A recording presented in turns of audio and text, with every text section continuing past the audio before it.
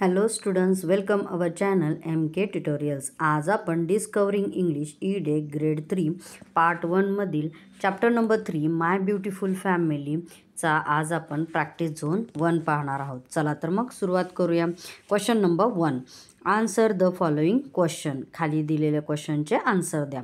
A, when does Murali get up? Murali केव्हा उठतो?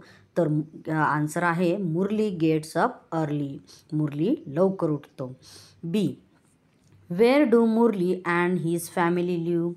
मुरली आणि त्याची फॅमिली कुठे राहते? वेअर म्हणजे कुठे. तर आन्सर आहे Murali and his family live in a pretty house. ते मुरली आणि मुरलीचे कुटुंब कुठे राहतं? एक सुंदर अशा घरात राहतात. C, name the people who live with Murali. मुरलीसोबत कोण कोण राहतं त्या लोकांची नावं सांगा.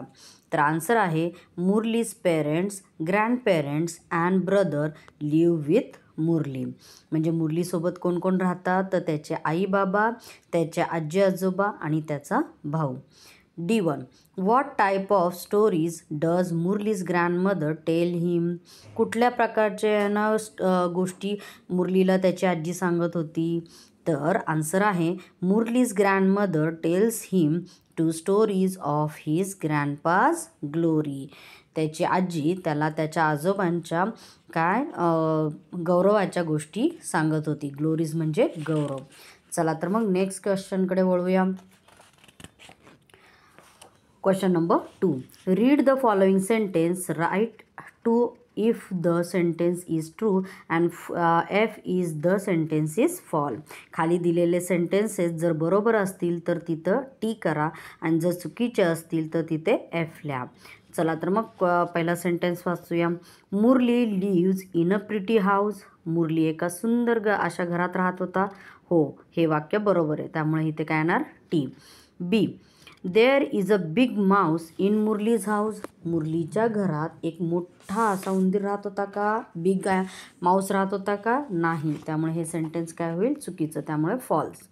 C, all the people of Murali's family stay happily. मुरलीच्या घरातली सगळी लोक खुशी खुशी राहत होते. येस, तर हे सेंटेन्स कसं आहे? बरोबर आहे, त्यामुळे true. D, Murali's family has fun only during winter. मुरलीच्या फॅमिली ही फक्त विंटरमध्ये मजा करायची, असं होतं का? नाही, तर हे सेंटेन्स काय? False.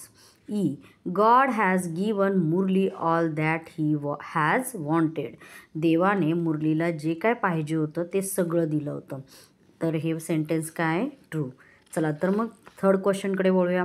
Question number 3, write rhyming words for the following words from the poem my beautiful house.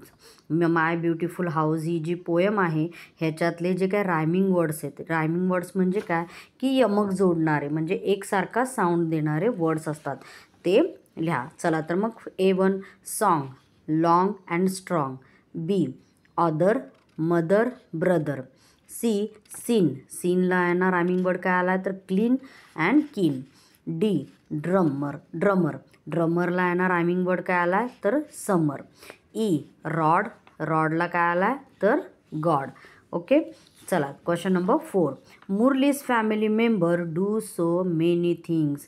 मुरलीच्या फॅमिलीतले लोक बरंच काही करत होते. Match the people given in column A with the things that do in column B. Column एमध्ये आहे ना मुरलीची family दिली आहे आणि कॉलम बीमध्ये ते काय करतात ते दिलेले, तर त्याच्याबरोबर ते मॅच करा असं सांगितलं आहे. चला तर मग 1 बाय 1 घेऊया.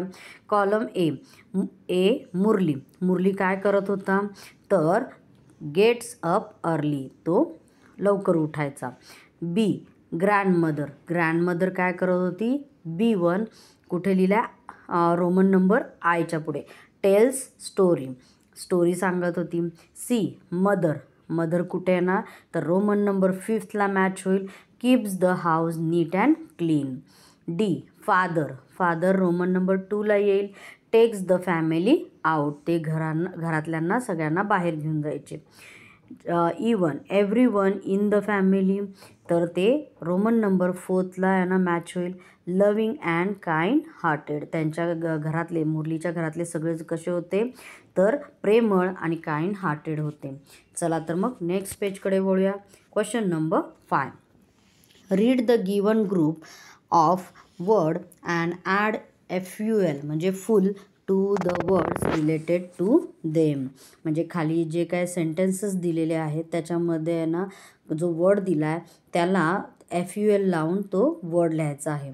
चला तर मग A1 something with a lot of colour. आता इथे कुठला येणार, तर कलर, कलरला कलरफुल.